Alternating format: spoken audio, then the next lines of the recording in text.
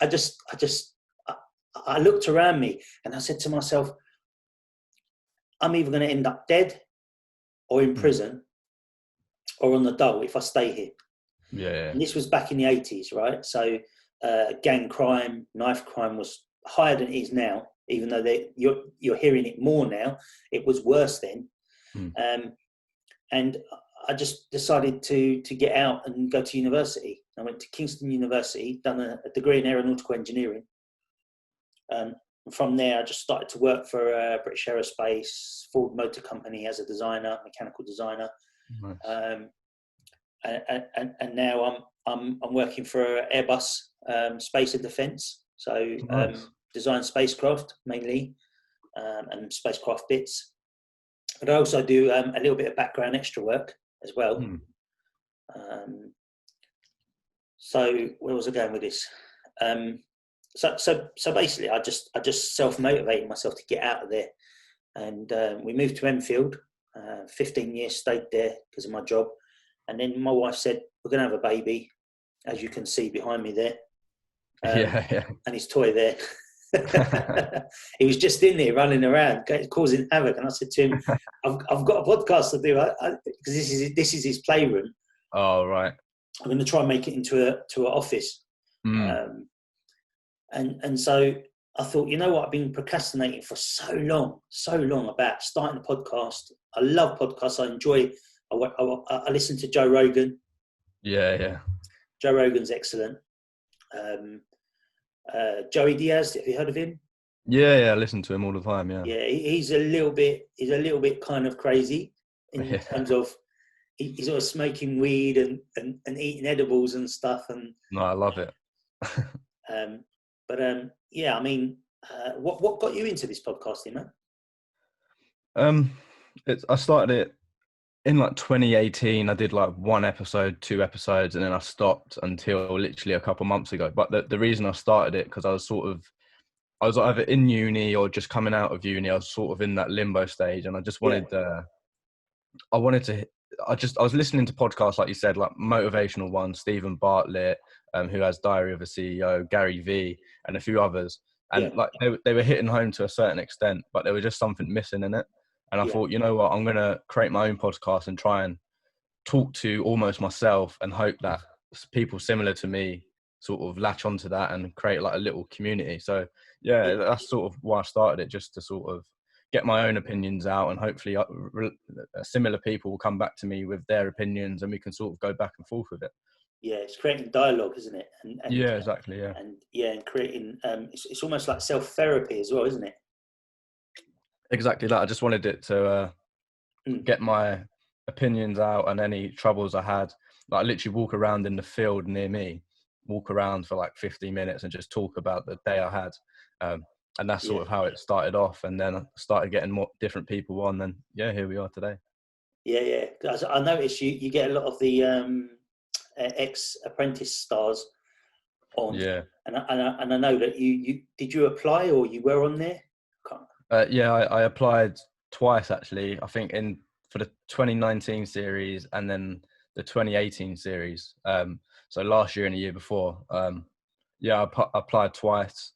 But I have all the candidates most of the candidates on there. I've sort of built a good network and a somewhat of a weird reputation as the guy that has the apprentice candidates on the page. It's quite weird, really. I didn't expect it, but yeah. Yeah, and that's good that you've got a dialogue with those sort of people, and that's the area you're looking at doing, isn't it? It's that kind of.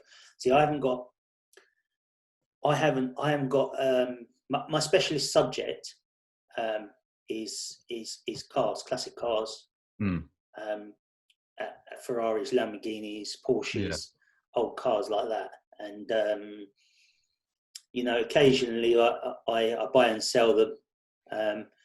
I sold a Porsche just before Christmas. I bought about 3 years ago, just for fun, really. I just bought it for fun. And my little lad came along, and I thought, I'm going to have to sell this because he can't get in it, and we've got two other cars already. So I was kind of like, all right, leave that aside for now. Let's concentrate on the podcast and my design business, which I'm setting up as well.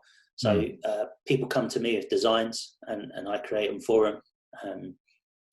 So I'm working on something at the moment for COVID-19. Oh right, yeah.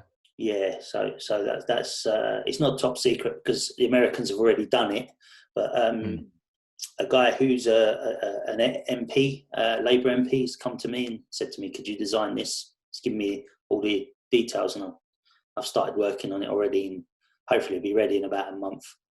No way. What sort of thing is it? Like you're designing? Like what type of thing? It's a UV disinfectant light that you leave in a room, and it kills all the bacteria, all the COVID-19 bacteria, any bacteria really in the room. So I've been working on that for a couple of weeks now. But I also go full time to work, and we're 3D printing masks and stuff for the local hospital. That's amazing.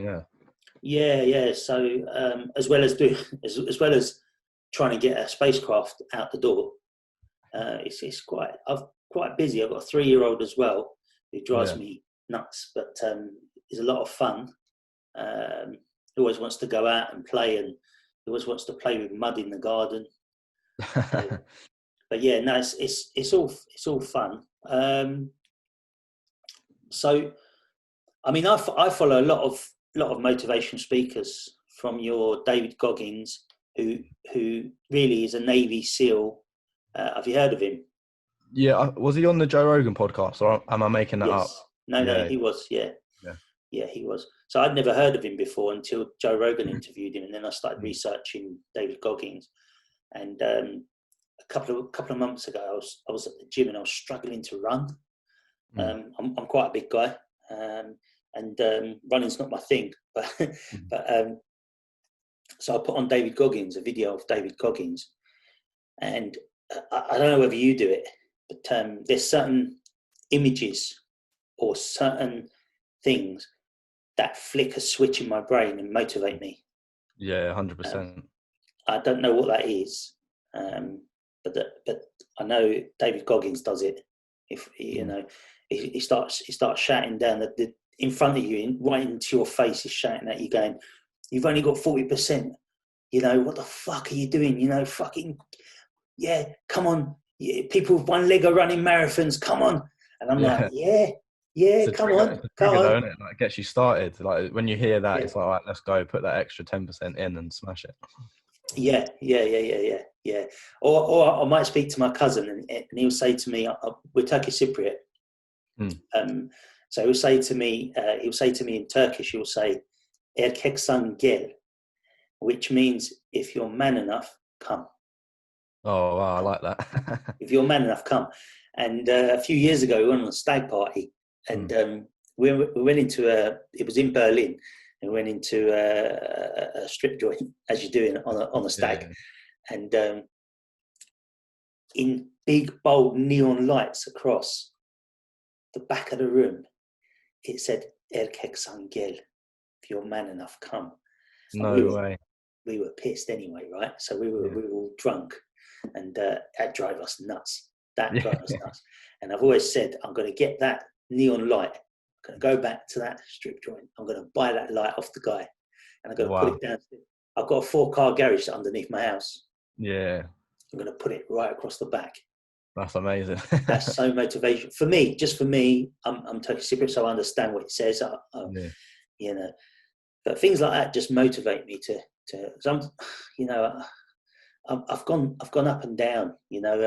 Some days I get out of bed and I go, "What am I trying to do? I'm not a podcaster. I'm not an entrepreneur. Just stick to your 9-to-5 job." But your 9-to-5 job doesn't do it. Doesn't do it. No, it's like you doubt yourself, don't you? Like I have it all the time. Some days, like I wake up and it's like I feel I'm unproductive to start off with, and it just puts me in like a massive hole. And some days I wake up, I do something a little bit productive, and it's like, you know what, that's set me up for the day now. Now I'm on fire. Went out the other day, like you said, I had that trigger. Went out for a little jog. I ended up running 5 miles just because I can barely run like 5K, like a couple kilometers. And I was listening to something, and it spoke about boxing. And like you said, it just triggered my past experience with boxing, put me in that mindset. And then off I went, ran 5 miles. Could have done it again. I just had to go back because I'd work. But I could have just kept going and going. So yeah, it's right. Sometimes you just get them triggers that spark you, and then sometimes you miss them triggers, and then you just end up in a hole for the rest of the day. Yeah, yeah. But that's why I don't understand a lot of these. When you, I mean, before COVID happened, I noticed a lot of kids just hanging around the streets, just in gangs, and you get this gang crime and all this, and you get these so-called guys who think they're hard, and they say, yeah, well, I have to carry a knife because he's carrying a knife, and I'm, and you think, dude, you got so much energy. Why don't you put it into a business idea? Yeah. You must be passionate about something. Well, that's the thing. The gang members are the ones that if you put them into a business, they're probably one of the best business people out there, because they just, like you said, I think it must be that energy. I don't know what it is, but thinking about it, must be the energy to have, the natural energy, because the amount of like ex-gang members that I've seen go into business or some form of business, or even just a 9 to 5, and they're like the hardest workers there, because they just put everything into it. They know what it's like when they're out on the street. They have to put 110% in just to eat for the day. So let alone if you put them in a 9 to 5, they're going to absolutely smash it and be better than the rest. Yeah. I mean, I've got friends that are billionaires. They're on the Sunday Times rich list. Turkish Cypriot guys in Chislehurst, not far from you, and they were born into money. So if ever they lose it all, which they probably will never lose it all, because they've got £1 trillion or something, stupid. I can't imagine how they'd be, Whereas then you got on the other flip side of it, you got my youngest brother. He didn't start working till 5 years ago, and he's 35. Wow. And he was in prison for something that happened gang related in Peckham. Yeah. And he came out. He started doing all nonsense with drugs and stuff like that. And me as an older brother, trying to get him away from certain gangs. I won't name them because they're still in existence now. I was trying to get him away from them not in an aggressive manner. Do you know what I mean? Like I weren't going in there with guns blazing or fists and going, "Come on, then you want some," kind of thing. It was more kind of meeting up with my brother and kind of trying to get into his brain. What do you enjoy doing in your life? What are you interested in? Everyone's got a passion. Everyone's got that fire in their belly. Some people don't think they've got it. Everybody has. It might be, you might like looking at insects. I don't know. You might, anything. If you like looking at insects, go to a zoo, work at a zoo. You know what I mean? Like everyone's got this fire in them. I was trying to get him to fire. And now he's doing very well. I mean, he's earning double what I'm earning, which I keep saying to my mum. I say, "Mum, hang on, Mum. I've been working for 22 years. I went to uni for 6 years. How the fuck is this guy earning double what I'm earning? Tell me, please, Mum. Tell me. I'm happy for him. I'm happy, but please tell me how." And my mum just laughs. She just laughs. He's a crane supervisor now, so he does a lot of dangerous lifting on sites in London. I'm going to have him on the podcast actually, because he's quite a motivational speaker, and he's one of these guys. Yeah, he's one of these guys that very street savvy, very switched on, very cunning, in a nice way. Like he can see a business deal. And he goes to me the other day, "Brother, I'm getting an E63 AMG." I'm like, "I'm the car guy. I'm the car guy. How are you coming?" And I'm driving a Mini at the moment. It's a nice car, but I'm like, "Huh? How's this possible now?" Yeah, that's good. That's good. At least it's on the right path. Yeah, definitely. So that's good. But I'll try and get him on there to talk about all his little ups and downs. But yeah, I mean, so what gets you motivated then? What actually gets you fired up then, like to carry on, do what you're doing, podcasting and so on? Well, I think it's just the fact that I almost realise how powerful as an individual I am, and we all are. Like it gets to the point where you're like, hold on, if I can do this, like even if it's something small, like you mentioned there, the apprentice candidates, even if it's something small, like getting one of them on the podcast, it's like, hold on, if me, essentially a nobody from nowhere, can get somebody from somewhere, i.e. a candidate from The Apprentice, from a BBC show, Yeah. onto my podcast. That's just one bridge that I've sort of crossed. So imagine what else I can do. Imagine how many other bridges I can cross. And that just keeps me going, because it makes you think, what else can I do?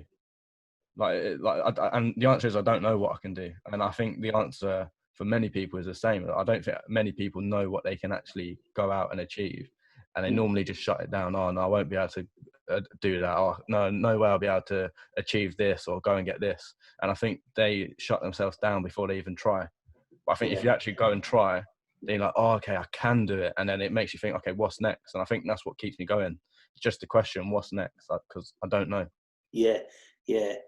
Where do you want it to go? Where do you want it to go then? Where do you see yourself in 5 to 10 years? This is one of my questions to you, actually. Yeah, 10 years, almost don't care about 10 years time. You know, it might not even be who knows what's going to happen in 10 years time. But I guess I think everything happens for a reason. So like, planning for 10 years, just, it is what it is, isn't it? Like everything I ever wish for could happen tomorrow, could happen next year, it could happen in 20 years. So who knows, you know? But I think in 5 years, it's important to have a rough plan.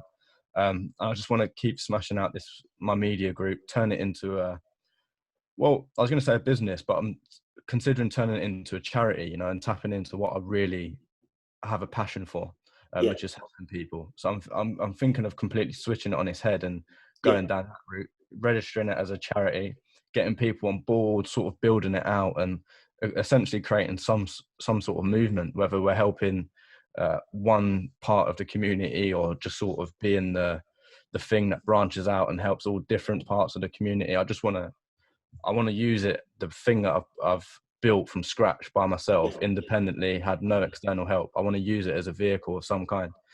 So yeah, that's sort of the 5-year plan, really. Turn it into a business or a charity, and either way, make sure it's used to help people and just grow it, because I think it's a long-term thing. I've been doing it for 3 years almost now. So yeah, it's only sort of got like that much, you know, like a tiny amount bigger than it was when I first started it. So in another 5 years, 3 years, who knows where it'll be. So, but yeah, keep going, just keep smashing it out. That's my plan, really. Yeah. Because the most important thing is I enjoy it. I mean, I was having a discussion with my wife this morning about it, and she says to me, why are you doing this for? Like I said, because I enjoy it. She went, Exactly. Oh, so you don't want to be famous? Said, no, I'm not interested in being famous. I just want to enjoy what I'm doing, and I enjoy talking to people and getting their opinions as well, and spreading it out there. So me and you might say something now that might trigger 10 or 15 people to do something, whether it's start their own podcast, whether it's, you know, motivating people. I don't know. It's just, you know, the social media is so powerful now. You can get to so many people, and I'm thinking, well, why not? But then on the flip side of it, I'm thinking, why are people going to listen to me? Who am I? Well, I think that's the thing. You like you said, everyone's got a story. Everyone's got something of some value they can add to the world. Like, even if it's something small, like just by someone may see this episode and say, oh, that looks good, I'm going to create my own podcast. Then before you know it, you've completely changed the path of someone else's life. They could have been going down the wrong path, and they've seen this and said, actually, I'll give this podcast thing a go. Because I've seen it myself, you know, started a podcast, putting it out there. Then people I know have actually started podcasts from it, about 3 or 4 people, some high profile, some not so high profile. So it's good to see the ripple effect that your actions have. Yeah. No, it's good, because I mean, I need to sort out my intro music. I need to sort out all that sort of stuff still. So I'm thinking of asking a girl that's quite a professional singer. I don't know how much it's going to cost, but I factored it in anyway to the cost of starting this. I was trying to start on a shoestring, but I'm not sure if it's going to be possible if I want it to look professional. You know what I mean? The thing is, I've probably spent on my podcast about, probably nothing almost.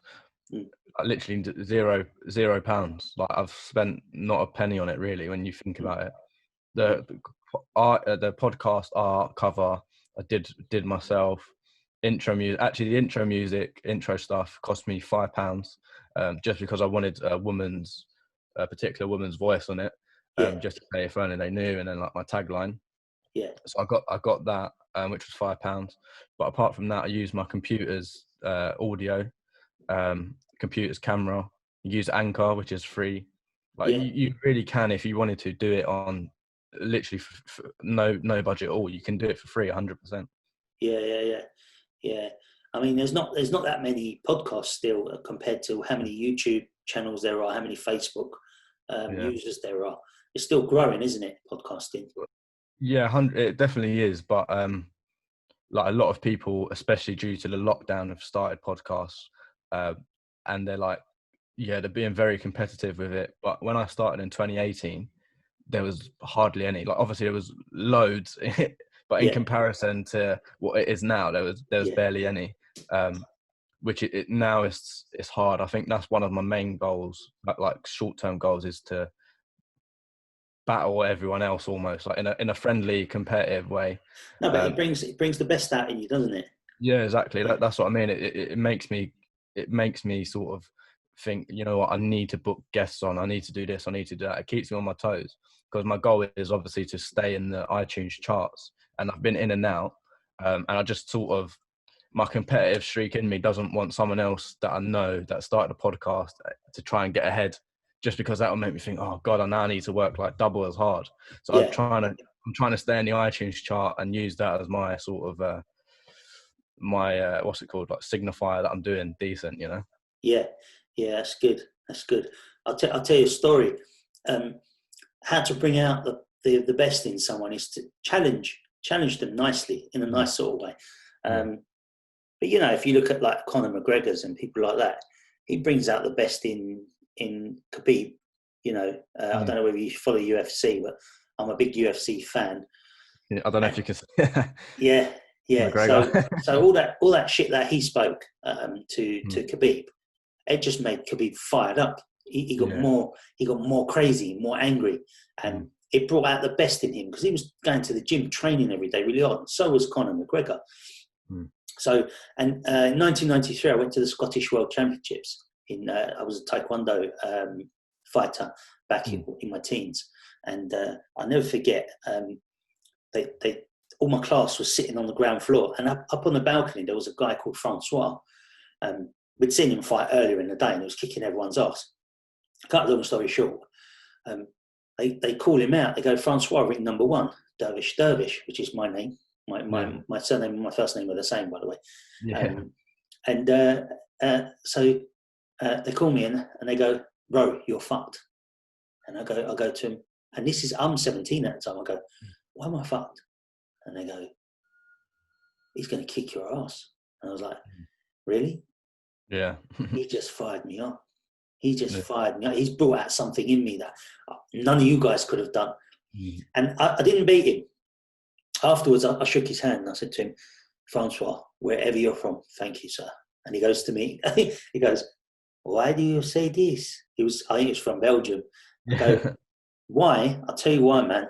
Because you brought out the best in me. I had to up my game. And he was like, to dig deep. And he just bowed at me and went off. And I thought, see, that's what you got to do. You got to almost find people who are going to bring you to that different level, if you like. That's my message to a lot of these youngsters nowadays. It's true though, like you said, even in podcasting, no matter what it is, like podcasting, boxing, taekwondo, like you just need to, even if you're not comparing yourself against somebody else, like just sort of have that imaginary person. I've done that so many times when I'm out on a run. I'm like, you know what, I've got to keep running because so and so, like I just create an imaginary person. I say, oh, they're out there, they're running one more mile than I am, and it makes you think, oh, you know what, I've got to dig deep to get that extra mile in. And you get that extra mile in, you're like, oh, someone else has run an extra mile, and you just sort of layer it on top of each other as much as you can, just to sort of keep that competitive streak in you. Yeah, I do silly things like I woke up the other morning. I said, I'm going to do 1,000 squats. I've never done more than 100. In one sitting. And I've gone to myself, I'm going to do 1,000 squats. My wife goes, why? I said, because I want to see if I can do it. Yeah, exactly. She's like, you're mad. I didn't do that one, by the way. I might do it Yeah. today. What else did I do? Oh, about 10 years ago, I went to the gym and I was supposed to be there for half an hour on the rowing machine. I thought, what will happen if I stay on there for 3 hours? Oh, Yeah. wow. 3 hours on the rowing machine. I'd done it. I was off work for 2 days. Yeah. Yeah. Not surprised. Yeah. No. Because the thing is a lot of that training attacks the immune system. And if you haven't got a great immune system, you can end up in trouble. But I'm learning to. I was diagnosed with lupus a few years back, but now they've said I haven't got it, so I don't know what's going on. But so I kind of watch my training now. I like to do CrossFitty kind of stuff. If I'm not sweating, I'm not happy. You know, when I'm in the gym or downstairs training, or going for a run. So there is something about it, though. Something about sort of being in the gym that makes me happy as well. I think it puts me into that mindset, like we're talking about. It just ignites that fire. Like, even if I'm not being really competitive, just sort of knowing that I have to do one more rep or 3 more reps or whatever it is, one more set or something. Especially at boxing as well. I used to go boxing quite a lot, and that just, like, I was a different animal back then. If I was doing boxing now and the podcast, I think I'd be like up all night doing the podcast, because it put me in that mindset of just an animal, you know. Like, I'd come home, I'm like, right, what can I do next? Like, normally most people come home from the gym and be like, oh, I'm done, like, I'm so tired. But I'd come home from boxing and be like, right, I need to do something. What's next? Then I think that's probably my next step, you know, start up boxing again. It, like I said, it just put me into that different mindset that was, I just couldn't get that anywhere else, you know, that feeling. Yeah, because I think Stephen Sully boxes. I listen to him quite a bit. He does a lot of boxing. He boxes somewhere in Farnborough, I think. Yeah. Is it Farnborough? I can't remember. But yeah, so because he doesn't live far from you, Stephen Sully, and he's a nice guy. I listen to him all the time. What other podcasts do you listen to then? To be fair, at the moment, because I'm so focused on my own, I've sort of stopped listening to the ones I'd normally listen to. But like I said, like Stephen Bartlett's Diary of a CEO, that's really good because it gets into more of the emotional side of business. For anyone that doesn't know, Steve runs a almost like a marketing agency called Social Chain, and they've sort of gone above and beyond what a normal agency would do, and they've created like they're almost on like the popularity scale of like Facebook, that type of thing. They've got that weird office vibe where everything, like, they've got slides and dogs running around and there's no uniform. So he's coming from a real sort of wacky environment, and but he still sort of brings it down to grassroots level and talks about the emotional side of business. I used to listen to Gary Vee quite a lot, but I stopped really. I feel like sometimes he could be very practical, but he sort of he strayed away from that a little bit, in my opinion, and went a bit more like on the sort of surface level stuff where it wasn't really practical to follow him and stuff like that. Then there's Alex Chisnall. He runs like a podcast that's always in the top 10, top 15 charts. He's smashing it at the moment as well. I've never heard of him. Yeah, no, Screw It, Just Do It is the name of his podcast. Almost forgot. And I think he sort of was in works with Virgin as well, sort of to create that podcast. But yeah, his podcast is very good. There's loads of different podcasts that I have sort of saved, but like I said, at the moment it's only if only they knew podcast that I'm focused on at the moment. I just got to smash it out, you know. Yeah. I've listened to the majority of yours, by the way. Oh, thank you. Yeah, no. Yeah, motivational and quite information. You know, a lot of information on there. I tend to be jotting stuff down when you guys are chatting, because oh, really? Is it Steve Bartlett? Did you say? Yeah. I've never heard of him either. You know, so I was looking at him the other day to see what he does and stuff. And well done. It's interesting. Now, this recording will cut out in 4 minutes, won't it? No, they stopped it. So normally it would cut out, but they've stopped it because of the lockdown. Everyone's obviously on it. They've extended it. I think it was normally 40 or 50 minutes, but they've extended it. Okay. Well, just say when you need to go, because I'm happy speaking to you all day. Really, I find you really interesting. But yeah, no, I've got until like 11, so I'm cool. Yeah. So what other questions was I going to ask you? So editing. So when you edit, are you using Audacity or something like that? No, I literally just I use Anchor. What, to edit? Yeah, to edit it. But there's a feature on there where you literally just sort of drag the cursor to the point you want to edit, and then you just click trim, and that'll trim it into two different parts, like the bit before the cursor and the bit after the cursor, obviously. And you just sort of do that. But if there's a lot of edits I need to do, I'll just, because I do videos, I put it into Premiere Pro. Yeah. And I just sort of edit the video like I would, and then export that into a audio and video file, and then just upload that to Anchor instead. Yeah. Yeah. Because I was thinking of doing an audio file, just audio, and then releasing a video file for the YouTube channel. Yeah. That's what I do. I haven't got the balance right as to when to release either.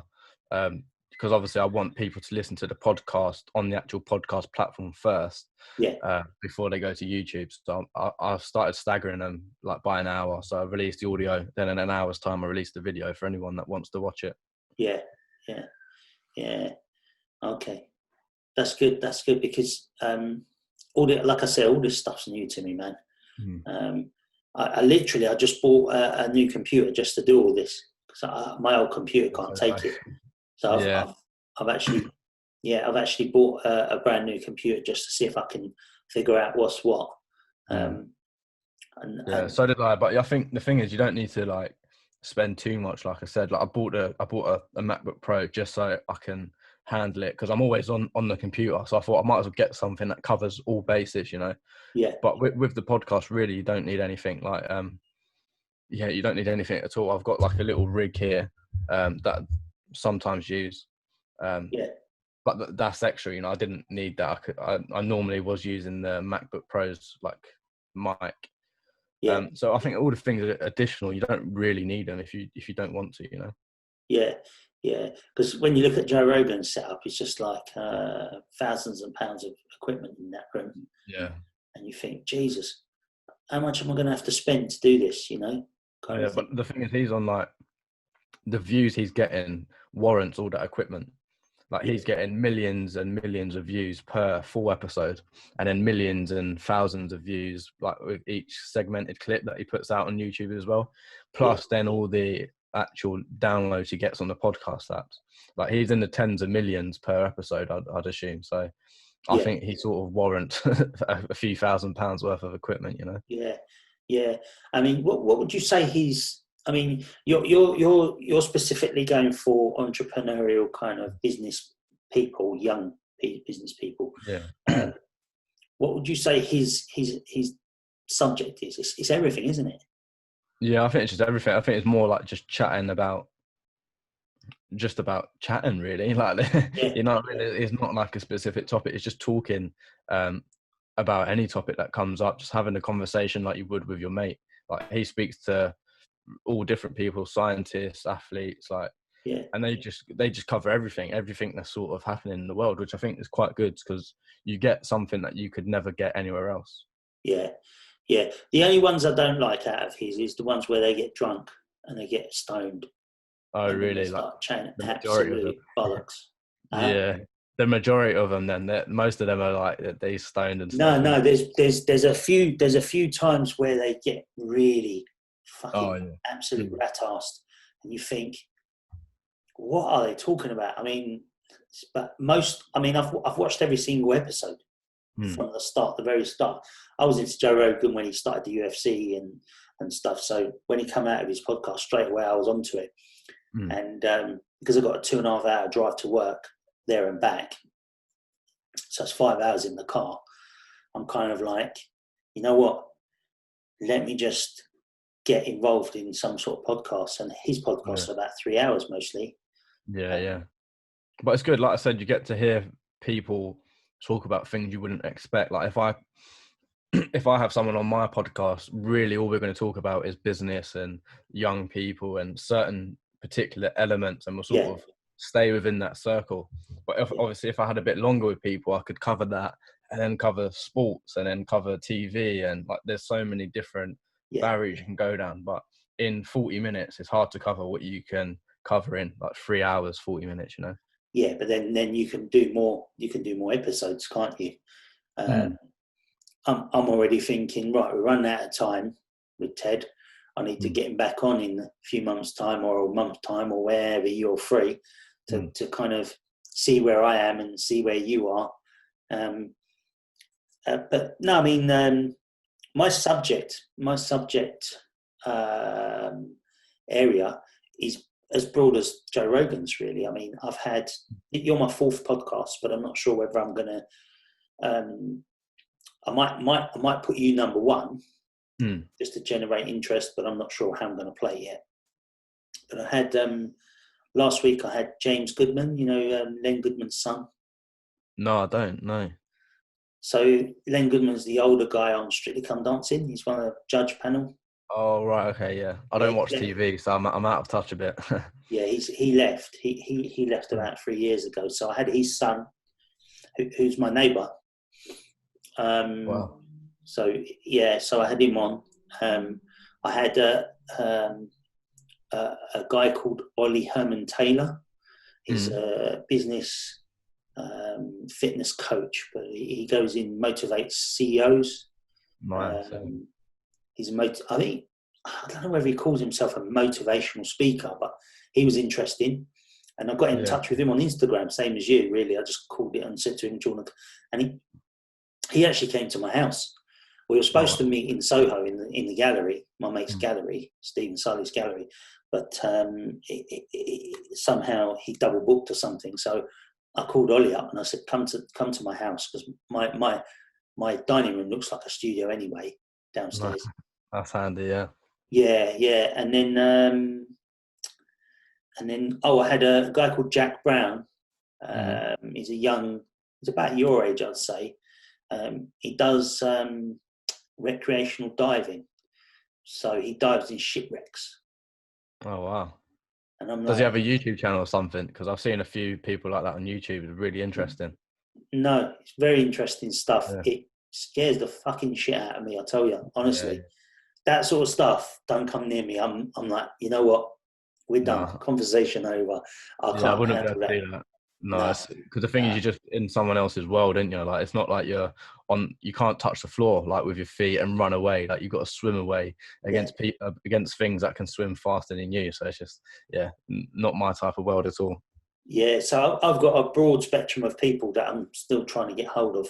Um, I know a couple of Dragon's Den people. Mm. Turkish Suleiman is a fellow Cypriot, Turkish Cypriot, and Yeah. I met him a couple of times. I've actually pitched to him. It lasted 20 seconds. Really? Why? Well, he was doing an event, and I thought, right, I'm going to corner him and see if he Mm. wants to get involved in one of my designs. So since I was about 12 years old, background stories, I've been designing things in a book, and I've Mm. been sketching them down and writing down what I want to do. And this book still remains with me. So I brought it to this event, and I said to him, I want to design and make a product. Can you help? And he goes to me, what is it? With his hands like this. What is it? Yeah. I get all excited. So I said to him, rechargeable headphones with no wires, which is Mm. now all over the place. But this was, Yeah. this was about, I don't know, about 7, 8 years ago, probably, I'd say. So it was prior to them coming out. Mm. And he said to me, China's all over it, forget it. Yeah. Next one. And I Oh, went, wow. I don't think we've got time. I've got a whole book here. And he said, Yeah. right, when you come up with another product, come and see me. Wow. And the same happened with, was it Kelly Hoppen? Might have been Kelly Hoppen. So I Mm. designed a table based on like a Strictly Come Dancing style of table. years ago, and I had it in the shop in Chelsea, in the window, which was a proud moment for me. And she was like, "Oh, what's it made of?" She was asking me all these questions on Twitter, and I thought, "Oh, that's good. She's seen it now, which is good." Yeah. And then I joined a group called Enterprise Nation. Have you heard of them? Possibly. It rings a bell. Enterprise Nation, Emma Jones. You heard of? Yeah, I'm getting the mix up with Young Enterprise, but yeah, Enterprise. Enterprise Nation is they hold events every year, and you can become a member for, I think it's £35 a year or something like that. You become a member, and you can go to their sell to retailer presentations, and then they get like Sainsbury's, Boots, and people like that come in. So they're buyers for those companies, and they'll sit on the panel, and you'll go up and you'll go, right, I've got this now product I want to sell in Boots. This is how it works. This is the figures. Almost like a Dragon's Den style of pitch. Yeah. And so I went along to that, and I met Emma Jones. Emma Jones is one of the nicest people you'll ever meet. Try and get her on your podcast, honestly. She's so inspirational, that woman. She is, tell her, say Dervish sent me. I don't know, that might help you. I don't know. I haven't spoken to her for about a year, so. But every time I see her, she's so friendly. She comes up, how's your business ideas going? And she'll tell you an inspirational story. But also from that, Ted, what you can find is you can find out a lot about other entrepreneurs, young entrepreneurs.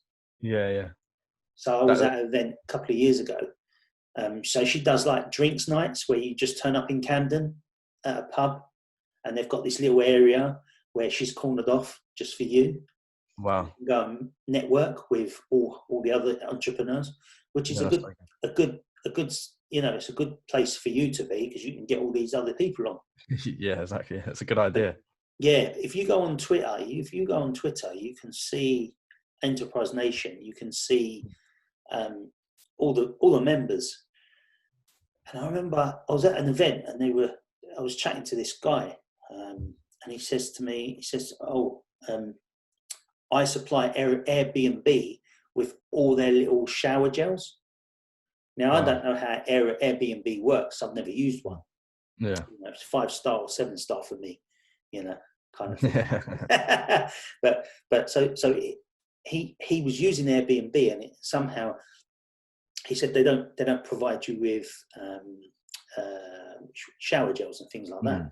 So what he said was that he now provides them with shower gels, and this is how he done it. He was telling me, I can't remember the details, but I was so inspired. He was only 20, 21. I was like, look at this guy. Look at this guy. Like, this is where I wish I was 20 years ago. I'm now 44. Yeah. I know I don't look older than 19, but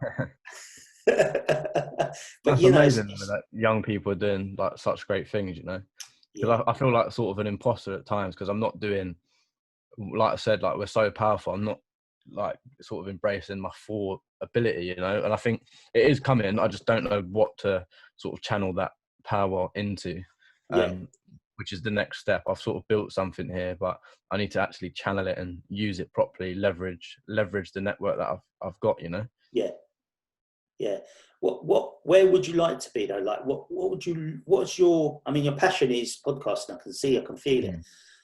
But what is your, like, my ultimate job would be to just be around classic cars every day and talk about them and fix them and just drive them across countries, across Europe, things like that. But that's never going to happen, because I don't think I'm ever going to be rich enough to do that. That's a rich man's game.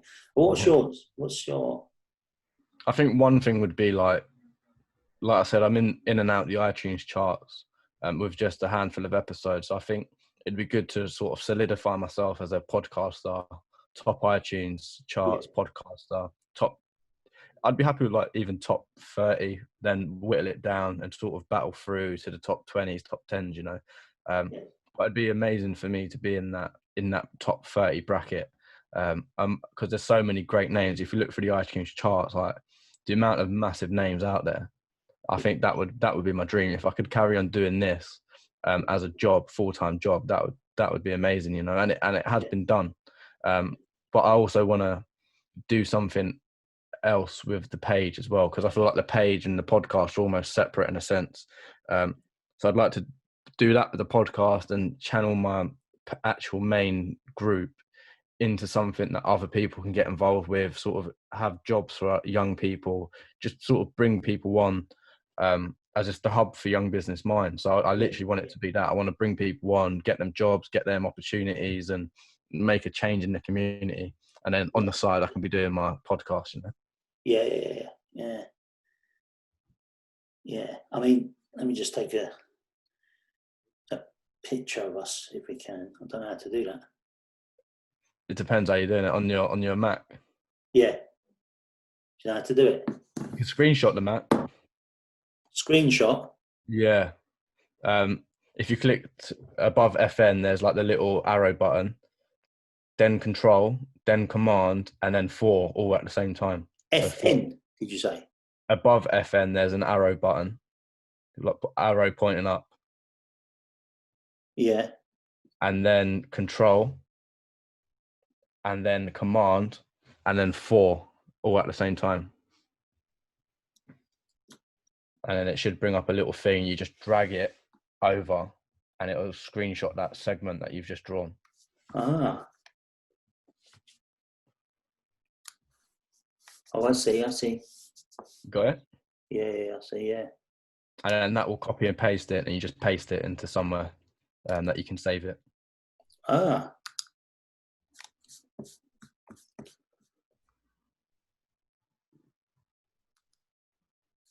I don't know where it's put it, but anyway. Yeah, I mean, it's weird because I don't really want to. A lot of people start podcasting because they want to make money. But for example, so I make my money 9 to 5, my job. But all of my money that I get from my extras background work for films and adverts and things, I give that to Great Ormond Street Hospital. Yeah. You know, I got about $3,000 for Batman. Oh, really? And I just gave it all to Great Ormond Street. The funny thing was, I walked into Great Ormond Street and I went to the reception to check in there for $3,000. She went, "You can't just hand it to me." Yeah. The receptionist. I said, "Well, where do I?" She gave me an address and I sent it there. You know, so I'm not in this for the money. I'm more in it because I love speaking to people like you. Hopefully one day when you got some spare time and this COVID thing's over, we'll have a drink or two, you know, and catch up. Definitely, yeah. Possibly what we could do is try and get Stephen Sully and a few other podcasters to meet up and chat, but don't record it. Just have a coffee or just catch up. Yeah, catch up. See how everyone's getting on. But yeah, I mean, I think you're on a really good path, to be honest. Thank you. That means a lot. Yeah, no, I think you can do very well. You seem quite focused. Well, it's all I focus on, really. So I have to be focused. My only sort of thing that I enjoy doing. So if I'm not focused, then I'm screwed. Yeah, I mean, if you haven't got a girlfriend, that's even better. Yeah, I haven't. Yeah, I'm on a roll, mate. I'm literally just focused on this. I'm smashing it out and selfish. It's good. It's good to be selfish sometimes. Yeah. Because I've got a wife and a child, and they take up a lot of my time. Yeah, I can imagine. Yeah, you know. So if I had the whole day from morning till night just doing this, man, I'd be smashing it as well. Yeah, exactly. But yeah, I've really enjoyed talking to you, man. It's been a great pleasure. Thank you for coming on to the show. Right. I'm not sure how long it will take me to edit it, but hopefully within the next couple of weeks I'll be posting it. Do you question for you? Do you send out your podcast to the people that you've interviewed to check if they're all right with the content? No, because when I do my blogs, I'll send it out to, like, sometimes I'll send it out to them and say, can you just check it? And then they become way too controlling. Like, oh, you used a comma here, you shouldn't have used a comma here. And like, they just get really like picky about it. So I wouldn't do it, because they'll say, oh, you cut it at this bit and like you change the angle, like just, they Yeah, sort of become the director and it just becomes too much. yeah, So I'm yeah, like, this is what it is. You've said everything. I've cut out anything, obviously. Like, say if I said something like racist or something, yeah, obviously you yeah, cut that bit out. yeah, You just cut out the worst bits. But it's sort of, if it's not obvious, then it stays in. yeah, yeah. I did have a go at this about 6 years ago, Mm, but it was on YouTube. It was a live YouTube stream, I think it yeah. was. And I had a mate from university on, and Mm. he started going a political route, racist route. He was tearing up everything, and I was like, dude, you can't chat like that. I'm trying to promote a brand here, and you're Yeah. doing it. I know your views on politics, Cyprus. The war in Cyprus. I know your Mm, politics uh, on religions, and you can't do it. Stop. yeah. I just Yeah. didn't. I published it. I sent it to my niece and nephew, who are about 19, 20 Mm, years old, and they phoned me up. They goes, "Uncle, what is this? yeah. What is this, It's too much. Uncle?" Yeah. I'm like, "Oh shit, that's not good. That is not Yeah. good. Turn it off. Turn it off." I, So th- I think I it is obvious though, like when you need to cut something out. But apart from that, I just all I do is leave it exactly how it is. Cut out any like ums and ahs if I can, if it looks natural. And yeah, just sort of, it is what it is, isn't it? They've said it, so I've got the rights to sort of put it out there, unless it's obviously too explicit. so I'm going to end this with what's the best advice you've ever had? God, to be fair, it's not been advice that someone else has given me. I know that sounds mad. It's sort of been advice that I've naturally, just from my experiences, have sort of come up with. Um, and it's more of a deep root, but it's like not letting your ego sort of take over, and the fact that you're probably so much, like I said, you're more powerful than you actually think, and just don't let your ego sort of get too big, but understand that there's that level there that you can sort of creep up on, and you can really fulfill something powerful in this world. You can be big, a lot bigger than what you expect, Yeah, but just don't get too cocky with it. yeah. And that's Stay sort of, grounded, basically. yeah, exactly, and that's sort of the advice I give. And just understand your power, understand your limits. Yeah, yeah, definitely. What's the worst advice you've ever had? Oh God, people just saying that you're not good enough, or no, you can't do this because, like, I hate when people say that, oh no, you won't be able to start a podcast because blah Yeah, blah blah, someone else did a podcast and someone else, and they failed and someone else failed. It's like, I don't care about anyone else failing or anyone else winning. yes. If I think I can do it, then just go out there and I'll see if I can do it. I don't need someone else to say, oh no, you won't be able to do it. Bravo, bravo, bravo. That's very good. No, no, that's very, very good. That's a good bit of knowledge you've just dropped there, because over my life I've been told so many different things, and you can't do this, you can't do this. I was told, don't do an aerospace degree, you won't pass. I passed. Don't go and try and work for British Aerospace. They won't take you on. They only take the best engineers on. First job out of university, boom, done. You know what I mean? Yeah. I've worked for three really big corporate companies: Airbus, Ford Motor Company, now, and BAE Systems, British Hmm. Aerospace, if you like. And all my jobs have been good as gold, so that's good.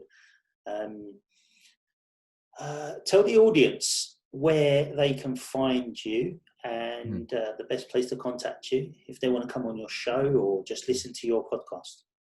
So if you want to look at more of the media group itself as a whole and sort of branch out to Instagram, Twitter, Facebook, go to www.ifonlytheyknewuk.com, and that's the website. You'll find all the blogs, the podcasts on there as well.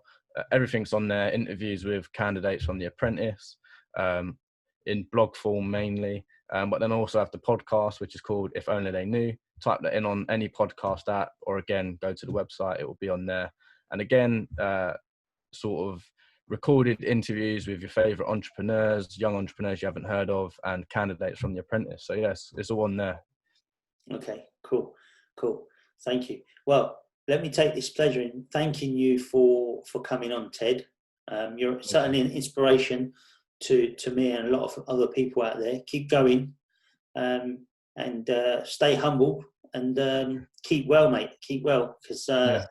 this COVID thing's going to go on a little bit longer. Mm. But where I see negativity, I see positivity as well. So Exactly. Yeah. you take care of yourself, and we'll catch up over the next few weeks. Yeah. Thank you for having me on. Thank you. No worries, mate. It was a pleasure. Thank you. Cheers, mate. Thank Cheers, you. Bye mate. bye. Take care. See ya. See ya.